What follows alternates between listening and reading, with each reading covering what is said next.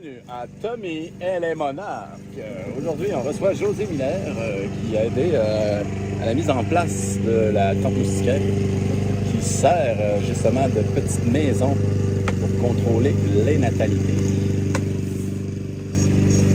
Salut! On est dans mon élevage à Monarques. Je suis avec José qui m'a donné un beau coup de pouce aujourd'hui. Et je remercie infiniment. Et on va libérer les monarques dans la tente. Ils vont devenir nos reproducteurs. C'est le fun. Sortir doucement. Comme ça. Wow. C'est beau. Vous voyez bien. Là, ce que vous voyez, c'est des chrysalides qui sont accrochés après. Les autres, c'est la première fois qu'ils sortent, qu'ils voient le monde. C'est beau. Comme ça. Fait que si tu veux en ouvrir d'autres tranquillement, ce que je fais, c'est que je vais les accrocher parce que les autres chrysalides OK. vont éclore. C'est beau.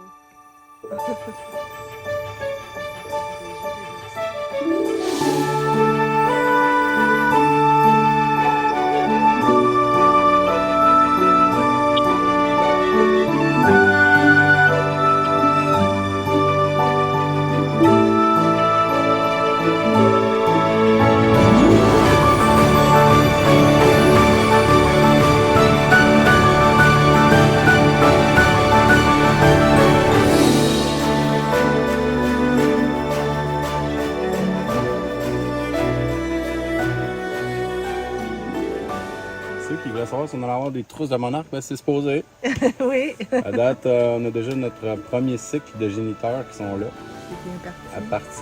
À partir d'eux, on devrait avoir les autres cycles qui vont se compléter. Qui va faire que on va avoir... cette année, les monarques sont un mois d'avance ici en région, en Abitibi. Puis, on devrait, si ça va bien, avoir le temps de compléter 3 cycles. 3 cycles. Ça veut dire un premier monarque qui a pondu, qui a fait une chenille. Ah, salut! Et une fois qu'il a fait la chenille, après ça, il refait une chrysalide, un autre papillon, il se reproduit, il refait une autre chenille, chrysalide, il y a un autre papillon, après ça, ça repart au Mexique. C'est des beaux migrateurs.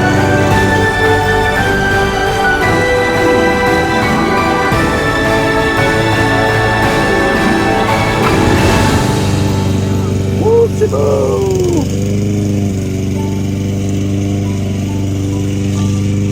Fait que les petites taches vertes que vous voyez ici, ça, ce sont des chrysalides qui vont éclore bientôt. Vous voyez les petites perles, là? C'est pas évident hein, avec le zoom. Il y en a un qui me chatouille dans le cou. Ça, c'est comme de l'or produit vers des papillons. C'est brillant. Moi, je me crocherais ça après les oreilles. Ça serait super. Ça fait des belles petites oreilles. Des petites chrysalides de monarque.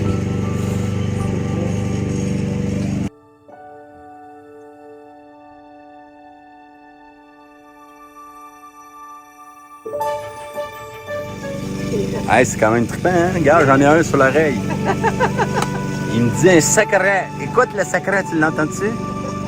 Il dit qu'il est bien content. Parce que même qu'il ait fait plein de bébés, ils vont tous retourner au Mexique. Ah, regarde. Tu nous expliques qu'est-ce qui t'a fait Oui. celui-là?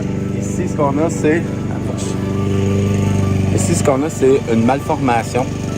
Souvent, des fois, les papillons, pour des raisons qu'on pourrait plus ou moins expliquer, des fois, certains vont l'attribuer à un manque d'humidité, certains vont l'attribuer à un manque de nourriture. Je pense qu'il n'y a rien vraiment qui explique précisément. Mais ça, c'est une malformation au niveau de l'éclosion.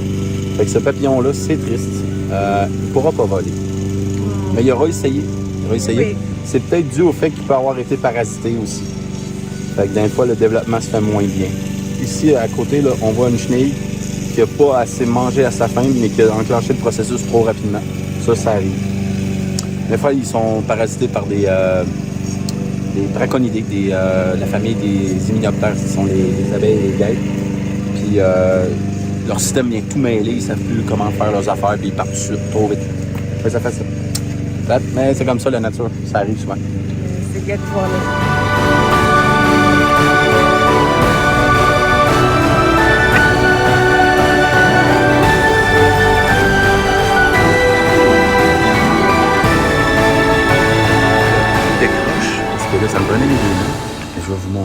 peu comment c'est génial d'avoir tout ça.